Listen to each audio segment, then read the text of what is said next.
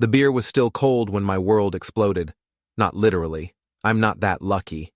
No, this was the kind of explosion that happens when you're sitting in your boxers on a Tuesday night, scrolling through random videos online, and you stumble across your own bedroom starring in an adult film.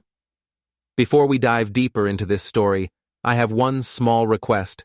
Please subscribe, drop a like, comment, and hit that hype button to boost this channel so more people can discover these incredible Reddit stories.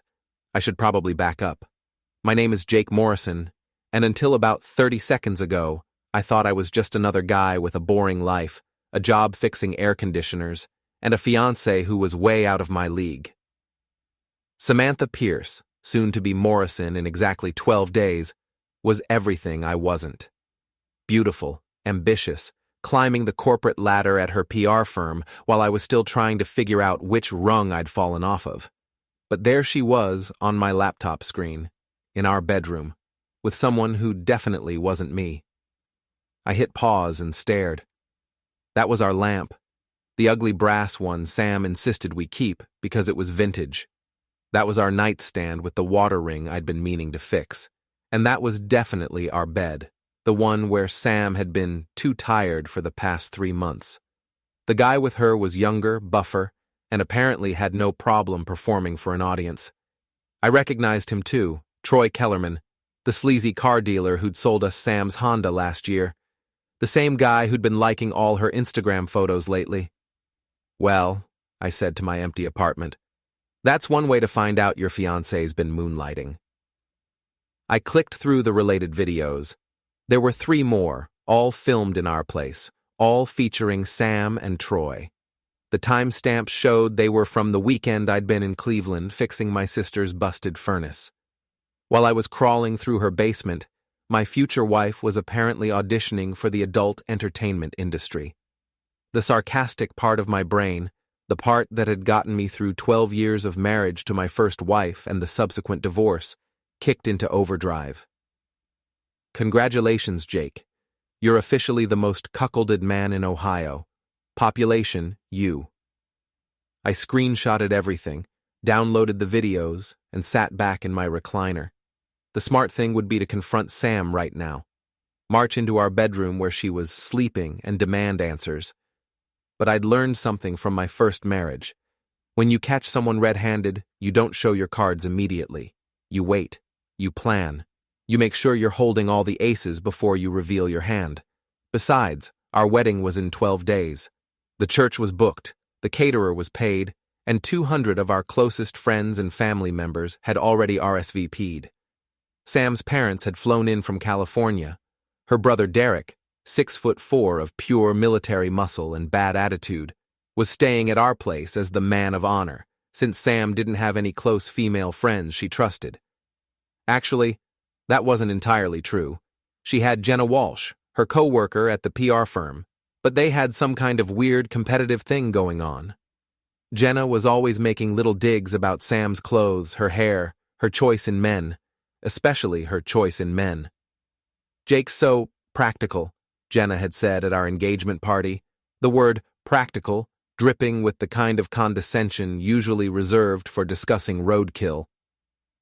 I grabbed another beer and opened my laptop again. Time for some research. Troy Kellerman's social media was a treasure trove of narcissistic gold. Instagram photos of him posing with luxury cars he probably couldn't afford, Facebook check-ins at expensive restaurants, TikTok videos where he gave business advice to his 12 followers. The guy was a walking midlife crisis in a cheap suit, but it was his Twitter that really caught my attention. 3 weeks ago, he'd posted, "Sometimes the best deals happen in the most unexpected places. Blessed dour living my best life, dour entrepreneur." 2 weeks ago, working on some exciting new projects. Can't say much yet, but let's just say I'm branching out into entertainment. Diversify, and hustle hard. And just 5 days ago, some people are born stars. Others just need the right opportunity to shine. Starstruck. New ventures. I cross-referenced the dates with Sam's calendar. Every single post corresponded with a day she'd claimed to be working late or attending a client dinner. The woman who'd been too exhausted for intimacy had apparently found plenty of energy for her side hustle. My phone buzzed. Text from Ray Martinez, my best friend and owner of the boxing gym, where I'd been working out my frustrations for the past 6 months. You still coming tomorrow? Got some new heavy bags that need breaking in. I typed back, definitely. Might need to hit something extra hard tomorrow. Everything okay? I stared at the question for a long moment. Was everything okay? My fiancée was cheating on me with a car salesman who looked like he bought his cologne at a gas station.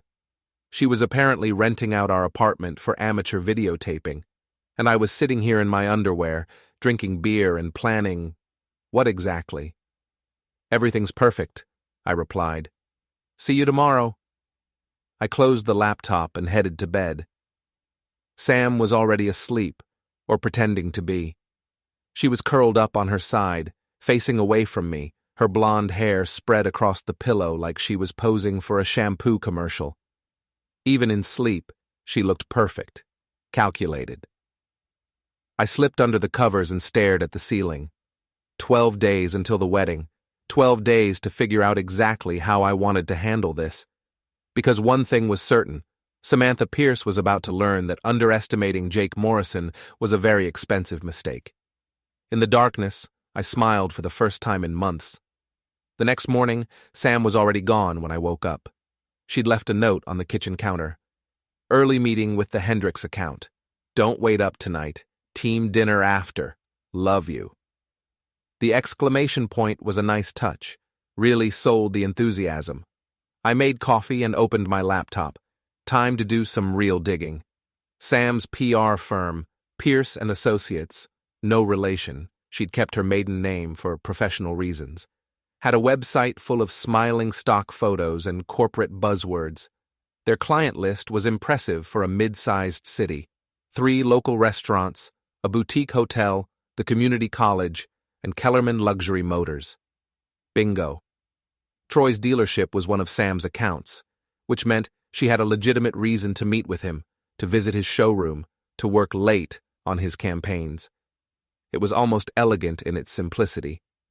I called in sick to work, the first time I'd used a sick day in 2 years, and drove to Ray's gym. The place was a throwback to the 1970s, all exposed brick and heavy bags, the smell of sweat and determination soaked into every surface. Ray had bought it from a retired boxer who'd trained 3 state champions and one guy who'd gone pro before a car accident ended his career. You look like hell, Ray said when I walked in. He was behind the counter, updating the schedule on an ancient whiteboard. Thanks. You always know just what to say. Ray Martinez was the kind of friend everyone needs, and most people don't deserve. We'd met in high school, bonded over our shared love of classic cars and our mutual inability to talk to girls. While I'd stumbled through 2 marriages and a series of dead-end jobs, Ray had found his calling turning angry teenagers into disciplined athletes. Seriously, what's going on? He set down the marker and gave me his full attention. You've been wound tighter than a drum for months. I considered telling him everything. Ray was discreet, loyal, and had enough street smarts to help me figure out my next move. But something held me back. Maybe it was pride. Maybe it was the knowledge that once I said the words out loud, they'd be real in a way that screenshots and video files weren't. Just wedding stress, I said. You know how it is. No, I don't. That's why I'm still happily single. Ray grabbed 2 pairs of gloves from behind the counter. Come on, let's work out whatever's eating you. For the next hour, I beat the hell out of a heavy bag while Ray called out combinations. Jab, cross, hook, duck, weave, uppercut. The rhythm was hypnotic, the physical exertion a welcome relief from the mental gymnastics I'd been doing since last night. Better? Ray asked when I finally stopped, sweat dripping onto the worn mats. Getting there. Good, because I've got something to tell you and you're not going to like it. I unwrapped my hands and waited. There's been talk, Ray said carefully, about Sam, about her, and some guy from that car lot. What kind of talk? The kind that usually turns out to be true. I'm sorry, man. I should have said something sooner, but I was hoping it was just gossip.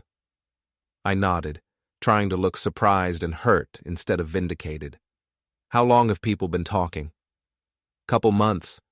Maria saw them at that fancy steakhouse downtown, the one where dinner costs more than most people's rent.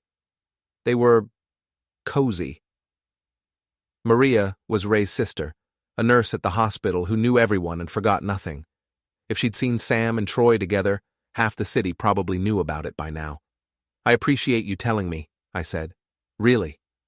What are you going to do? That was the million-dollar question, wasn't it? The old Jake, the one who'd let his first wife walk all over him for 12 years before she finally left for her yoga instructor, would probably confront Sam, listen to her lies and excuses, and somehow end up apologizing for not being a better fiancé. But I wasn't that Jake anymore. That Jake had died somewhere between the divorce papers and the realization that being nice didn't guarantee people would be nice back. I'm going to handle it, I said. Ray studied my face. Handle it how? Carefully. That afternoon, I drove to Sam's office building, a gleaming glass tower that housed everything from law firms to accounting practices. Pierce and Associates occupied the 15th floor, with floor-to-ceiling windows that offered a panoramic view of the city. I didn't go up. Instead, I parked across the street and waited. At 3:47 p.m., Sam emerged from the building with Jenna Walsh. They stood on the sidewalk talking, both dressed in the kind of expensive business attire that probably cost more than I made in a week. Even from a distance, I could see the tension between them. Jenna kept gesturing, her movements sharp and agitated, while Sam stood with her arms crossed, defensive. After 5 minutes, Jenna stalked off toward her car. Sam watched her go, then pulled out her phone and made a call. She was smiling when she hung up. 20 minutes later, Troy's red Mustang pulled up to the curb. Sam got in, and they drove off together. I followed at a distance, my beat-up Ford invisible among the afternoon traffic. They went to the Riverside Hotel, the boutique place that was one of Sam's clients. Troy handed his keys to the valet like he owned the place, and they disappeared into the lobby. I parked in a nearby lot and walked back to the hotel. The lobby was all marble and modern art, the kind of place that made you feel underdressed even in your best clothes. I found a seat in the bar area with a clear view of the elevators and ordered a coffee I couldn't afford. They came down 2 hours later, Sam straightening her skirt, Troy checking his reflection in every shiny surface they passed. Neither of them noticed me. That evening, Sam came home at 9:30 with takeout from the Italian place we'd gone to on our first date. "Surprise," she said, holding up the bags.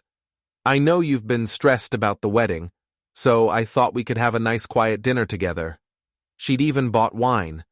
The good stuff, not the $10 bottle we usually shared.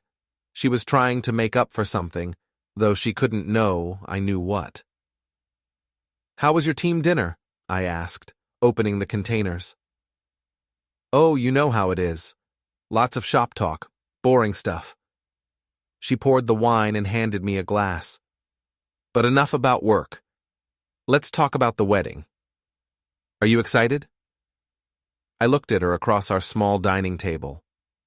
She was beautiful, no question about that. High cheekbones, green eyes, the kind of smile that could sell anything to anyone. She was also a liar, a cheater, and apparently an aspiring adult film star. "Excited doesn't begin to cover it," I said, raising my glass. "I can't wait to see everyone's reaction." The next few days passed in a blur of wedding preparations and careful surveillance. I installed a small camera in our bedroom. Nothing fancy, just a cheap security device I bought at an electronics store. If Sam and Troy were going to continue their performances, I wanted evidence that would hold up in court. I also started documenting everything.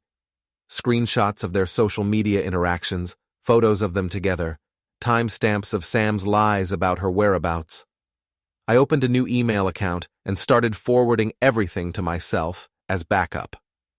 The camera paid off on Thursday night. Sam claimed she had to work late on a crisis with the hotel account. Instead, she brought Troy home while I was supposedly at my weekly poker game with the guys from work. Except, I wasn't at poker. I was parked 2 blocks away, watching the lights in our bedroom window and checking the live feed from the camera on my phone.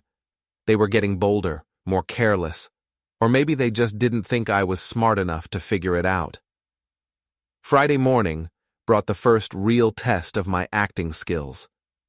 Sam was in the shower when I checked the camera footage from the night before. Seeing your fiancée with another man in your own bed is a special kind of torture, but I forced myself to watch. I needed to understand exactly what I was dealing with.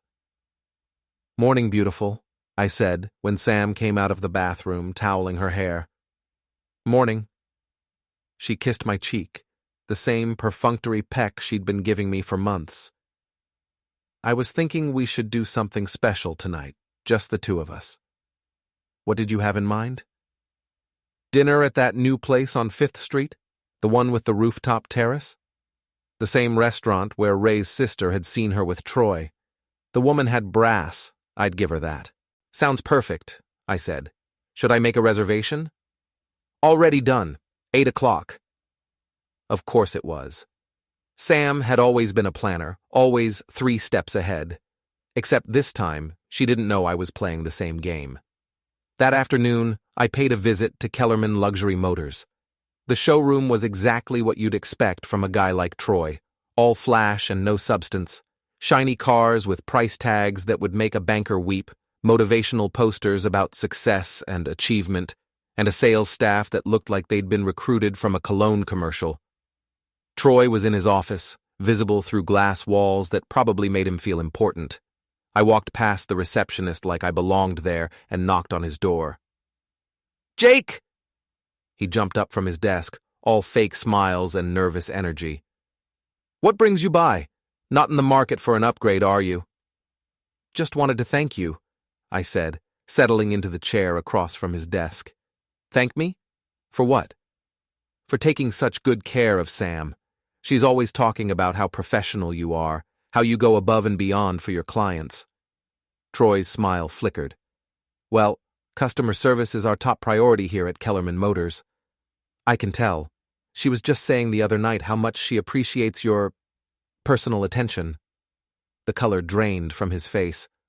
"I'm not sure what you mean." "Oh, I think you do." I leaned forward, dropping my voice to a conversational whisper.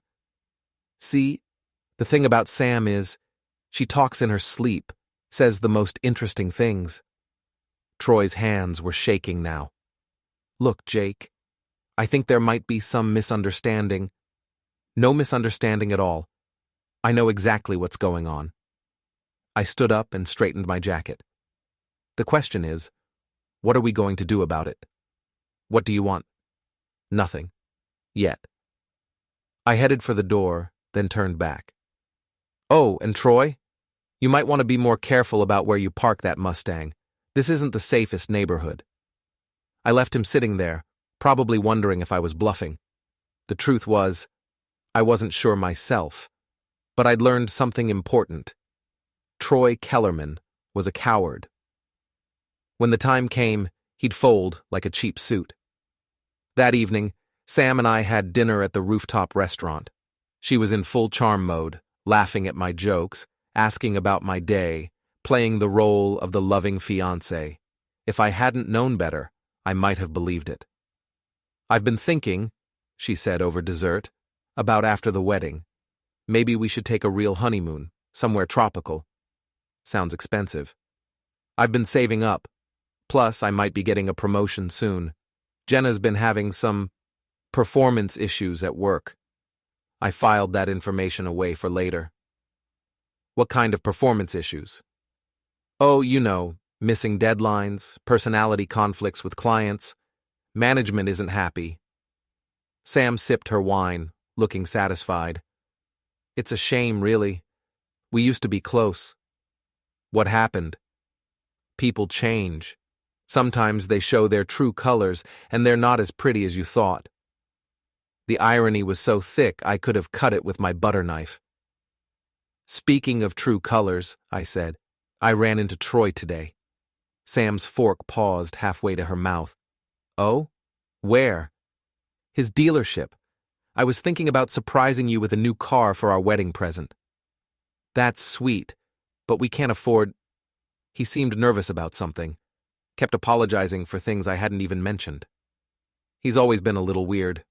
Probably just his personality. Probably. I signaled for the check. Ready to go home? The ride back was quiet, both of us lost in our own thoughts. Sam was probably wondering how much I knew. I was wondering how much more evidence I needed before I made my move. As we pulled into our driveway, I noticed a car parked across the street. It was too dark to see the driver, but something about it felt wrong, like we were being watched. Expecting anyone? I asked Sam. She looked where I was pointing and shrugged. Probably just someone visiting the Hendersons. But as we got out of the car, the engine started and the vehicle drove away. In the brief moment when it passed under a streetlight, I caught a glimpse of the license plate. It was a rental car. Inside the house, Sam went straight to the bedroom to change clothes. I stayed in the kitchen, ostensibly cleaning up, but really thinking about that car. Who would be watching us, and why? My phone buzzed with a text from an unknown number. We need to talk. Tomorrow, 2 p.m., Riverside Park. Come alone. I stared at the message, my mind racing. Someone else knew about Sam and Troy. The question was whether they were friend or foe. I deleted the text and went to bed, but sleep didn't come easily.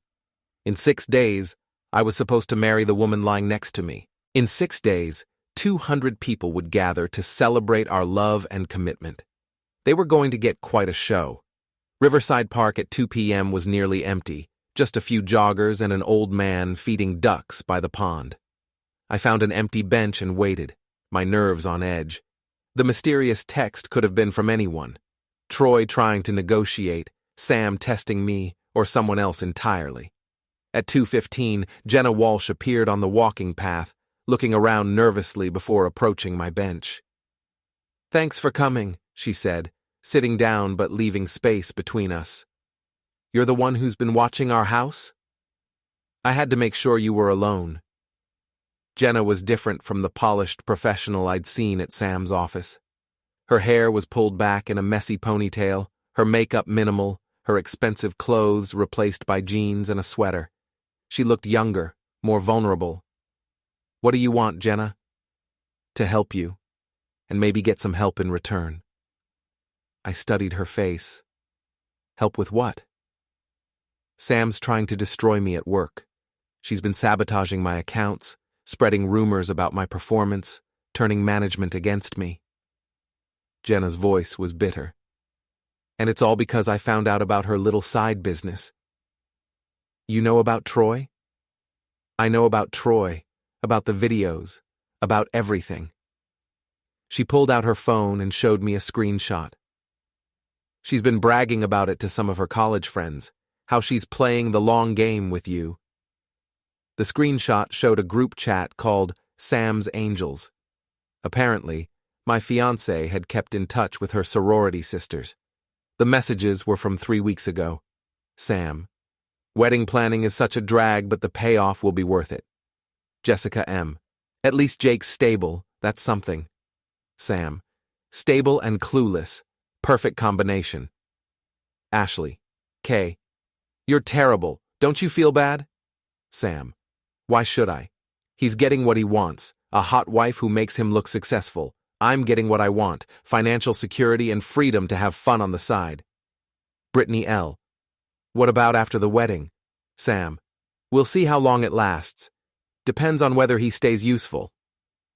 I read the messages twice, feeling something cold and hard settle in my chest. It wasn't heartbreak. I was past that. It was clarity. "There's more," Jenna said, scrolling through her phone. "She's been planning this for months. The videos with Troy aren't just an affair. They're an insurance policy." "What do you mean?" "If you ever try to divorce her, she'll claim you knew about her modeling career and were okay with it. Maybe even that you encouraged it. She's got photos of you two together at events, social media posts about how supportive you are of her ambitions." The pieces clicked into place. Sam's sudden interest in taking pictures together, her posts about our perfect relationship, her comments about my open-minded attitude toward her career. She's building a narrative, I said. Exactly. And if that doesn't work, she'll go with emotional abuse. She's been documenting every argument you two have had, every time you've raised your voice or seemed controlling. I've never been controlling. I know that. But she's good at spinning stories. It's what she does for a living. I handed Jenna back her phone. Why are you telling me this? Because she's going to destroy both of us if we don't stop her. She's already started the process of getting me fired.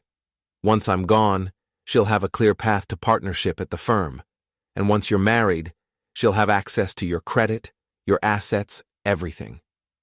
I don't have much in the way of assets. You have more than you think. Your family's property, your father's life insurance money, the settlement from your first marriage. She's done her homework. That was news to me.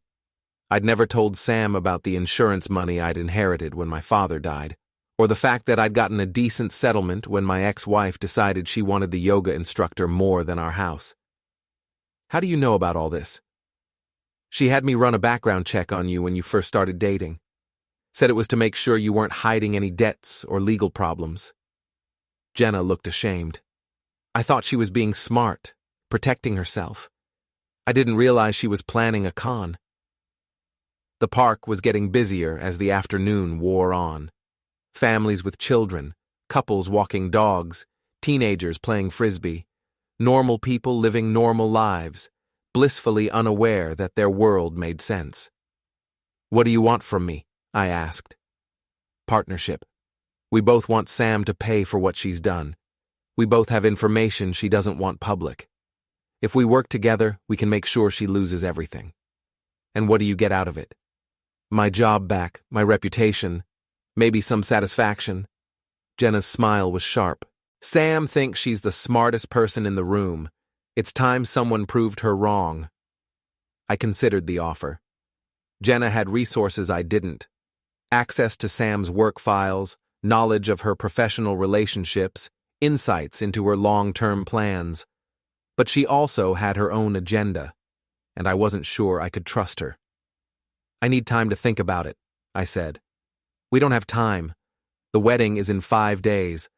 Whatever we're going to do, it has to happen soon. Why? What's the rush? Jenna hesitated, then pulled up another screenshot. Because Sam's not planning to wait until after the wedding to make her move. The image showed a calendar entry from Sam's work phone. Tuesday, Jay's final performance review. Recommend termination. Tuesday was in 3 days, the day before our wedding. She's going to fire you the day before we get married? She wants me gone before the ceremony, probably afraid I'll say something to the wrong person at the reception. Jenna stood up, shouldering her purse. Look, I know you don't trust me. I wouldn't trust me either. But we're both going to lose everything if we don't act fast. She started to walk away, then turned back. There's something else you should know. Sam's not just cheating with Troy. There's someone else, someone more important, someone who could really hurt you if you're not careful. Who? Figure out who's been helping her get information about your finances, your family, your past, someone with access to records that aren't public. She paused. Someone you trust. And then she was gone, leaving me alone on the bench with more questions than answers. I sat there for another hour, watching the sun sink lower in the sky and thinking about everything Jenna had told me. Sam wasn't just unfaithful, she was calculating, manipulative, and apparently much smarter than I'd given her credit for. But she'd made one crucial mistake. She'd underestimated me. By the time I got home, I had the beginnings of a plan. It was risky, probably stupid, and definitely not something the old Jake would have attempted. But the old Jake was dead and buried under 2 years of lies and humiliation. The new Jake was ready for war. The wedding was 3 days away when everything started falling apart, or coming together, depending on your perspective. I'd spent the night going through every document, every photo, every piece of evidence I'd collected, The camera footage, the screenshots, the financial records I'd quietly gathered over the past few months. It painted a picture of a woman who'd been playing a long game, and I'd been the mark from day one. But Jenna's warning about someone helping Sam nagged at me. Who had access to my personal information? Who could have helped her dig into my background, my finances, my family history? The answer came to me at 3 a.m., and it hit like a punch to the gut. Derek. Sam's brother, the military man who'd been staying with us for the past week. The same Derek who'd been asking casual questions about my family, my job, my plans for the future. The same Derek who'd been using our computer to check his email and had access to our bedroom, our mail, our entire lives. I got up and checked our home office. Derek's duffel bag was in the corner, and while I felt like a criminal going through it, I needed to know. Inside, I found a folder with photocopies of documents I'd never given him permission to see. My tax returns, my father's will, my divorce settlement, even my credit report. There was also a burner phone with text messages between Derek and Sam. Derek. Background check complete. He's worth more than he lets on. Sam. How much more? Derek. Property, investments, insurance money. Close to $300K if you play it right. Sam. And the plan? Derek. Marry him, wait 6 months, then file for divorce citing emotional abuse. I'll back up your story. With my military record, they'll believe me over him. Sam. What about the videos? Derek. Insurance. If he tries to fight the divorce, we release them and claim he was forcing you into it. Domestic abuse angle. Sam. You're the best big brother ever. Derek. Family takes care of family. Just make sure my cut is what we agreed. I photographed everything with my phone, then carefully put the folder back. My hands were shaking with rage, but my mind was crystal clear. This wasn't just infidelity. It was a conspiracy to defraud me, destroy my reputation, and steal everything I'd worked for. The next morning, Derek was in the kitchen making coffee when I came downstairs. Morning, Jake. Ready for the big day? Getting there. I poured myself a cup and studied his face. He was good at the friendly brother-in-law act. I'd give him that. Actually, I wanted to thank you for all your help with the wedding preparations. No problem. Sam's happiness means everything to me. I can tell. You two are really close. We've always looked out for each other. That's what family does. The irony was suffocating. Speaking of family, I've been thinking about updating my will after the wedding. You know, making sure Sam's taken care of if anything happens to me. Derek's eyes sharpened with interest. That's smart. A man should protect his wife. I was thinking of asking you for advice. You know, military experience and all. You must understand legal documents, insurance policies, that kind of thing. I'd be happy to help. Great. Maybe after the honeymoon we can sit down and go over everything. My investments, property, life insurance. Make sure it's all set up right. Derek nodded eagerly. Absolutely. Sam's lucky to have a husband who thinks ahead. If only he knew how far ahead I was thinking. That afternoon I met Ray at the gym. I needed to hit something, and I needed to talk to someone I could trust completely. You look like you haven't slept, Ray said, watching me wrap my hands. Haven't. Been doing some research. Find anything interesting? I told him everything. The videos, the conspiracy, Derek's involvement, Jenna's offer of partnership. Ray listened without interruption, his expression growing darker with each revelation. Jesus, Jake. This is serious stuff. You need to call a lawyer. And tell them what? That my fiancée cheated on me? That her brother looked through my papers? None of it's technically illegal until after we're married. So don't get married. If I call off the wedding now, they'll know I found out. They'll disappear, destroy the evidence, maybe even try to turn it around on me somehow. I started working the heavy bag, channeling my anger into each punch. No, I need them to think they've won. What are you planning? Something that'll make sure they never try this again with anyone. Ray was quiet for a moment. You know I'll back you up, whatever you decide. But be careful. When you're fighting monsters, make sure you don't become one yourself. Too late for that, I said, throwing a combination that made the bag swing violently. The old Jake would have taken this lying down. The new Jake fights back. That evening, Sam came home excited about something. Great news, she announced, dropping her purse and practically bouncing into the kitchen. Jenna won't be a problem anymore. What do you mean? She's been terminated. Effective immediately. Apparently, there were some irregularities with her expense reports, plus several client complaints about her attitude. I kept my expression neutral. That's too bad. I thought you two were friends. We were, but sometimes people show their true colors. She was always jealous of my success, my relationship with you. I think she was trying to sabotage me. How? Oh, spreading rumors, trying to turn clients against me. She even had the nerve to suggest I was having an affair.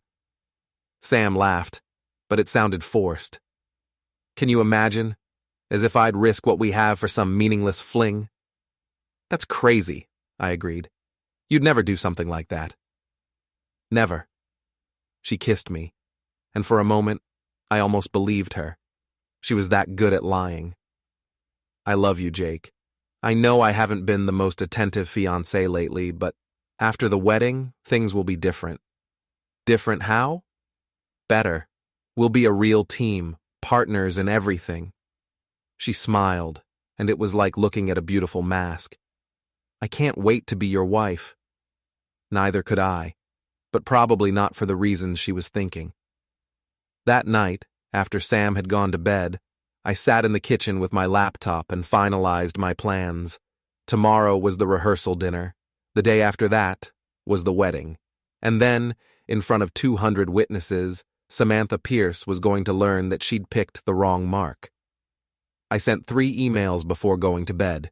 One to the pastor who was performing the ceremony, one to the AV technician who was handling the sound system at the church, and one to a private investigator I'd hired to document everything that was about to happen. In 48 hours, this would all be over, one way or another.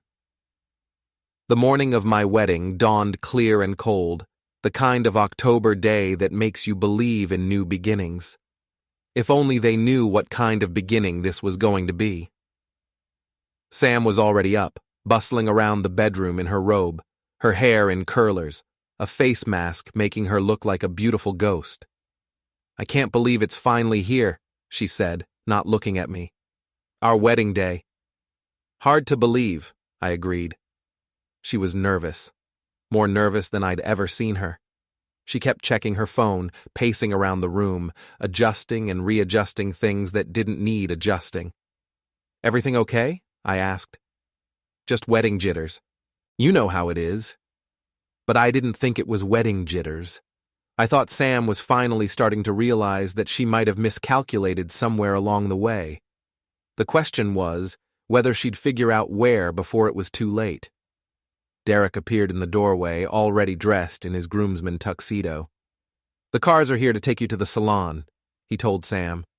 Mom and the bridesmaids are waiting downstairs. Sam grabbed her dress bag and makeup case. I'll see you at the altar, she said, kissing my cheek. Don't be late. Wouldn't miss it for the world. After they left, I took my time getting ready. Shower, shave, the works. I wanted to look my best for what was about to happen. The tuxedo fit perfectly. Sam had insisted on the expensive rental, said we needed to look worthy of the occasion. She had no idea how worthy this occasion was about to become. Ray arrived at noon to drive me to the church. He'd volunteered to be my best man when my brother couldn't make it from Seattle, and I was grateful for his steady presence. You sure about this? He asked as we drove through the city. Never been more sure of anything in my life. It's not too late to change your mind. We could keep driving, head to Mexico, start over. I laughed, and it felt good. Tempting, but no. This ends today. The church was beautiful, I had to admit. Sam had spared no expense. White roses and baby's breath everywhere, candles lining the aisles, a string quartet playing softly in the background. It looked like something out of a fairy tale. The guests were already arriving.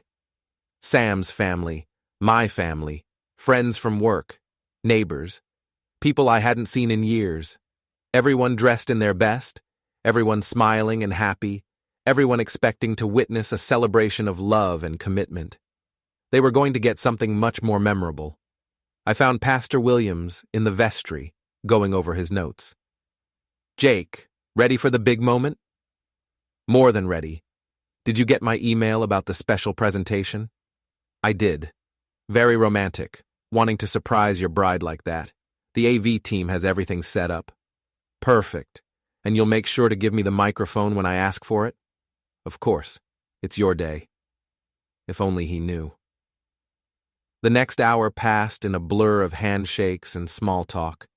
Sam's parents gushed about how beautiful everything looked. My mother fretted about my tie. Derek worked the room like a politician, charming everyone with his military bearing and easy smile. At 2:45, the music changed, and everyone took their seats. The bridesmaids, Sam's college friends who'd flown in for the occasion, walked down the aisle in their pale blue dresses, followed by Derek as the man of honor. Then the wedding march began, and everyone stood. Sam appeared at the back of the church, and I had to admit she looked stunning. The dress was perfect, simple, elegant, classic. Her hair was swept up in an elaborate style, her makeup flawless. She looked like every man's dream of the perfect bride. She was also a lying, cheating, manipulative sociopath, but she looked great doing it. Our eyes met as she walked down the aisle, and she smiled that radiant smile that had first attracted me 2 years ago. For just a moment, I wondered what would have happened if she'd been genuine, if this had been real. But it wasn't real. None of it was real. She reached the altar and took my hands. Hers were shaking slightly. "You look beautiful," I whispered. "Thank you," she whispered back. "I love you." "I know you do." Pastor Williams cleared his throat and began the ceremony. The traditional words, the same ones spoken at millions of weddings. "Dearly beloved, we are gathered here today." I let the familiar phrases wash over me while I studied the faces in the crowd. Sam's parents in the front row, beaming with pride. My mother dabbing at her eyes with a tissue. Derek looking smug and satisfied. Ray standing beside me, ready to hand over the rings when the time came. Jenna Walsh, sitting in the back row where I'd told her to be, her phone ready to record everything. The private investigator I'd hired, disguised as a wedding photographer, documenting every moment. Everyone was in position. "The couple has chosen to exchange personal vows," Pastor Williams announced. "Samantha, would you like to go first?" Sam nodded and pulled out a folded piece of paper. Her voice was steady as she read. "Jake, 2 years ago you came into my life when I least expected it. You showed me what it means to be loved unconditionally, to be accepted for who I am. You've supported my dreams, encouraged my ambitions, and never once asked me to be anything other than myself. Today I promise to love you, honor you, and be faithful to you for all the days of my life. You are my partner, my best friend, and my soulmate. I can't wait to build our future together." There wasn't a dry eye in the house. Even I was almost moved by the performance. "Jake?" Pastor Williams prompted. I reached into my jacket pocket, but instead of pulling out the vows I'd supposedly written, I pulled out my phone. "Actually, Pastor, I'd like to show everyone something special before I say my vows. A little surprise for my beautiful bride." Sam's smile flickered. "Jake, what are you—" "Trust me," I said loudly enough for everyone to hear. "This is something everyone needs to see." I nodded to the AV technician, who connected my phone to the church's projection system. The large screen behind the altar flickered to life. "Ladies and gentlemen," I announced, taking the microphone from Pastor Williams, "before I pledge my life to this woman, I think you should know exactly who she is." The first video began to play. Our bedroom, instantly recognizable to anyone who'd ever visited our house. Sam entering with Troy, laughing, beginning to undress. The church erupted in gasps, screams, and chaos. Sam's mother fainted. Her father started shouting. Derek lunged toward the altar, but Ray stepped in front of him. "Jake, stop!" Sam screamed, trying to grab the phone. "Please." "Why should I stop?" I asked, my voice carrying clearly through the church's sound system. "This is you, isn't it? This is the real Samantha Pierce, the woman you all came here to celebrate." The video continued playing. I let it run for 30 seconds, long enough for everyone to understand what they were seeing, not long enough to traumatize anyone permanently. Then I switched to the screenshots of the text messages between Sam and Derek. "And here," I announced, "is the conversation between my loving bride and her devoted brother, planning to steal everything I own and destroy my life in the process." Derek broke away from Ray and charged at me, but I was ready for him. 2 years of boxing training paid off as I sidestepped his rush and landed a solid right cross to his jaw. He went down hard, his head hitting the marble steps of the altar with a sickening crack. The church was in complete pandemonium now. People were screaming, crying, shouting. Some were trying to leave. Others were pulling out their phones to record the chaos. Sam was on her knees beside her unconscious brother, her perfect wedding dress torn and stained. She looked up at me with pure hatred in her eyes. "You bastard," she hissed. "You've ruined everything." "No," I said, turning off the projection system and handing the microphone back to the stunned pastor. "I've just shown everyone the truth." I looked out at the crowd, at the faces of family and friends who'd come to celebrate what they thought was love. "Ladies and gentlemen," I announced, "the wedding is canceled, but thank you all for coming. This has been exactly what I hoped it would be." And then I walked out of the church, leaving behind the wreckage of Sam's carefully constructed lies and the ruins of her perfect plan. Outside, Jenna was waiting by my car. "Holy shit, Jake. That was incredible." "It's not over yet," I said, loosening my tie. "That was just the opening act." Because while Sam and Derek had been planning to destroy my life, I'd been planning something much more comprehensive. The wedding was just the beginning. By tomorrow, everyone in the city would know exactly who Samantha Pierce really was. And by next week, she'd have nothing left. No job, no reputation, no family support, and no future victims to con. The old Jake would have felt bad about it. The new Jake was just getting started.